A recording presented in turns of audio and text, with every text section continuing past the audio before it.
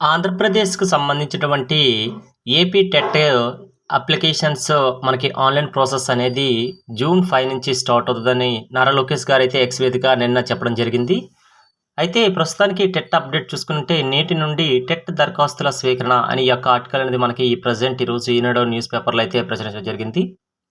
ఉపాధ్యాయుత అర్హత పరీక్ష టెట్ షెడ్యూల్‌ను విద్యా, ఐటీ శాఖల మంత్రి నారా లోకేష్ గారు గురువారం విడుదల చేశారు.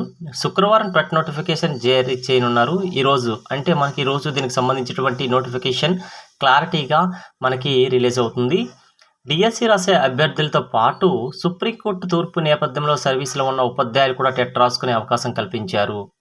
ప్రస్తుతానికి సుప్రీంకోర్టు మనకి 2025 సెప్టెంబర్ 1వ తేదీన భారతదేశంలో ఉన్నటువంటి ప్రతి రాష్ట్రం కూడాను ఇన్ సర్వీస్‌లో ఉన్న టీచర్స్ తప్పనిసరిగా అయితే టెట్ క్వాలిఫై అవ్వాలి అనేసి నిబంధన పెట్టింది.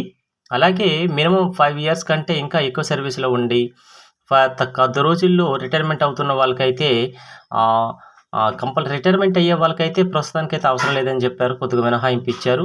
అయితే కంపల్సరీగా వాళ్ళు 5 ఇయర్స్‌లో ప్రమోషన్స్ గానీ ఏవైనా ఉంటే అటువంటి వాళ్ళు కూడా కంపల్సరీగా అయితే టెట్ క్వాలిఫై అవ్వాలని కూడా నిబంధన ఇచ్చారు. అయితే దీనిపైన చాలామంది 69 ఉపాధ్యాయ సంఘాలైతే ఈ టెట్ నుంచి మినహాయింపు కావాలనేసని సుప్రీంకోర్టులో రివ్యూ పిటిషన్స్ వేయడం జరిగింది. ఈ రివ్యూ పిటిషన్స్‌ను క్యాన్సిల్ చేయడం కూడా జరిగింది. కాబట్టి సర్వీస్‌లో ఉన్న ప్రతి టీచర్ కూడాను టెట్ అనేది క్వాలిఫై అవ్వడం ఇంపార్టెంట్ అనేసి మనకి చెప్పడం జరిగింది. దీనికి సంబంధించినటువంటి ఉపాధ్యాయులైతే ఆల్రెడీ డిసెంబర్ 2025లో జరిగిన టెట్‌లో చాలామంది అయితే క్వాలిఫై అవ్వడం జరిగింది.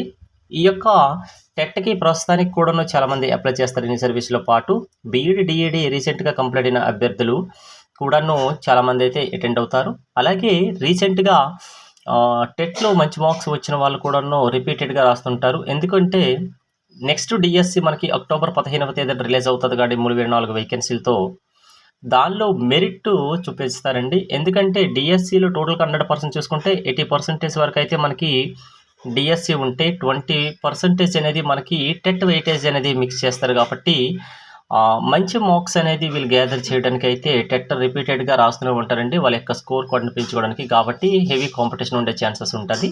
మనకి సిలబస్ కూడాను ఓల్డ్ సిలబసే ఇస్తారండి. 6థ్, 7థ్, 8థ్ సిలబస్ ఈ ఇయర్ నుంచి మారింది కాబట్టి ఇది ఇచ్చే ఛాన్సెస్ తక్కువగా ఉంటది. నెక్స్ట్ ఈ మార్పులు కూడాను మరీ ఎక్కువ మార్పులు అయితే లేవండి. కొద్దిగా చేంజెస్ అయ్యాయి. మీరందరూ కూడా అకాడమిక్ బుక్స్‌కి ప్రిఫర్ చేస్తే మీకు చాలా బెస్ట్ అండి. అలాగే రీసెంట్‌గా రిలీజ్ అయిన బుక్స్‌ని కూడా ఒకసారి చదవండి. దానివల్ల ప్రాబ్లమ్ ఏం లేదు. ఎందుకంటే సబ్జెక్ట్ మనం నేర్చుకుంటే, కంటెంట్ నేర్చుకుంటే అది మనకే బెనిఫిట్ అవుతుంది. ఓకే. అయితే మనకి ఆగస్టు 5 నుంచి 21 వరకు అయితే ఉదయం 9:30 నుంచి 12 గంటల వరకు, మధ్యాహ్నం 2 గంటల నుంచి 2:30 గంటల నుంచి సాయంత్రం 5 గంటల వరకు అయితే పరీక్షలు జరుగుతాయండి. డేట్స్ కూడా ఇచ్చేసారు, ఎగ్జామ్ డేట్స్. పాఠశాల విద్య బలోపేతం చేయడానికి నాణ్యమైన విద్యా ప్రమాణాలు అమలు చేసేందుకు టెట్ ప్రకటన విడుదల చేయడం చాలా సంతోషంగా ఉందని మంత్రి లోకేష్ గారు తెలిపారు. జాబ్ క్యాలెండర్లో భాగంగా ఉపాధ్యాయ పోస్టుల భర్తీకి అక్టోబర్లో డిఎస్సి నోటిఫికేషన్ ఇవ్వనున్నారు.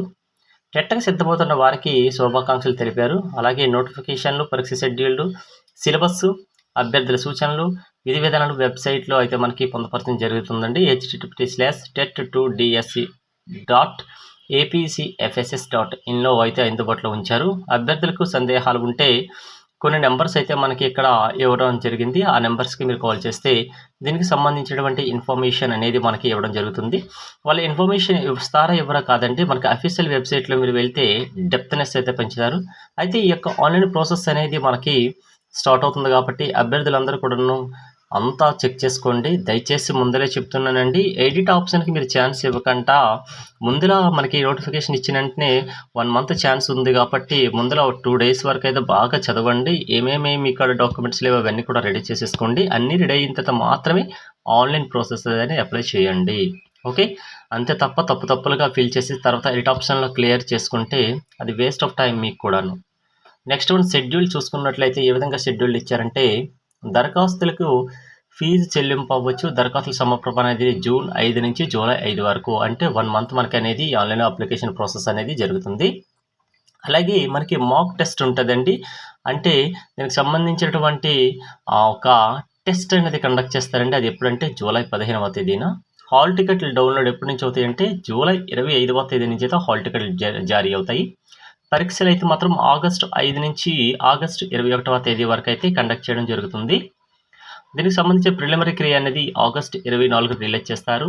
అలాగే అబ్జెక్షన్స్ ఏవైనా ఉంటే ఆగస్ట్ 25 నుంచి 31 తేదీ వరకు అయితే మనకి అబ్జెక్షన్స్ రైజ్ చేసుకోవచ్చు.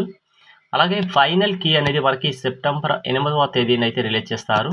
అయితే ఫలితాలైతే మాత్రం సెప్టెంబర్ 15వ తేదీనైతే రిలీజ్ చేస్తారు. అంటే దీని ప్రకారం చూసుకుంటే మనకి ఈ యొక్క టెట్ రిజల్ట్ వచ్చిన వెంటనే డిఎస్సికి రెడీ చేశారండి ఆ విధంగా. ఎందుకంటే సెప్టెంబర్ 15 అంటే అక్టోబర్ 15 అంటే 1 మంత్ తర్వాత మనకి ఈ యొక్క డిఎస్సి నోటిఫికేషన్ అనేది ఉన్నదనేసి మనకి జాబ్ క్యాలెండర్లో చేశారు. అయితే వేకెన్సీది ఏమైనా పెరిగే ఛాన్సెస్ ఉంటుందనేది చాలామంది అయితే అడిగారండి. డిఎస్సిలో మ్యాక్సిమం అయితే పెరిగే ఛాన్సెస్ అయితే ఉంటాయి. ఎందుకంటే మనం ప్రీవియస్గా చూసుకుంటే అసిస్టెంట్ ప్రొఫెసర్స్ అవ్వచ్చు, లెక్చరర్స్ అవ్వచ్చు, జేఎల్స్ అవ్వచ్చు, ఇవన్నీ కూడా మనకి యూనివర్సిటీలో ఖాళీగా ఉన్న వేకెన్సీ 23 పెంచారు. కాబట్టి డిఎస్సిలో మనకి ప్రస్తుతానికైతే 3004 వేకెన్సీతో అయితే చూపించారు డిఎస్సి.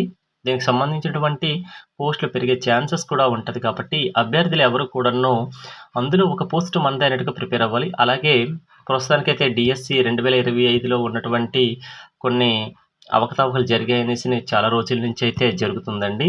దానిపైన